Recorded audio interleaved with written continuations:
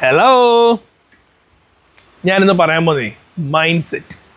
എന്താണ് mind set?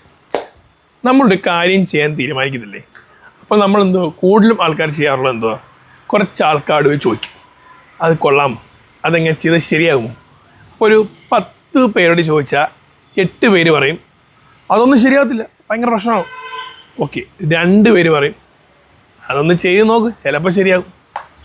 അപ്പം നമ്മളെന്തോ ചെയ്യും, അയ്യോ നമ്മൾ എടുത്ത തീരുമാനം തെറ്റായിപ്പോയല്ലോ, അത് കുഴപ്പമാണല്ലോ എന്നുള്ളൊരു മൈൻഡിലേക്ക് നമ്മൾ വരും. അപ്പോൾ എന്ത് സംഭവിക്കുന്നത് അറിയോ, നമ്മുടെ മൈൻഡ് സെറ്റ് താഴോട്ട് വരും, ഫോൾ ഡൗൺ. ഇപ്പം അത് ആരെങ്കിലും വന്നിട്ട് പുഷ് ചെയ്യേണ്ടി വരും, അതൊന്ന് അപ്പ് ചെയ്യണേൽ. അപ്പം മാക്സിമം ഇതിനകത്തുള്ളൊരു എളുപ്പവഴി എന്താ പറയുക, ഇത് പ്രശ്നം വരാതിരിക്കാൻ, നമ്മളൊരു കാര്യം തീരുമാനിച്ചാൽ അഭിപ്രായങ്ങൾ അറിയാത്തവരോട് ചോദിക്കാതിരിക്കുക, മാക്സിമം ആരും ചോദിക്കാതിരിക്കുക. അതിന് വേണ്ട പ്രിപ്പറേഷനിലോട്ട് കടക്കുക.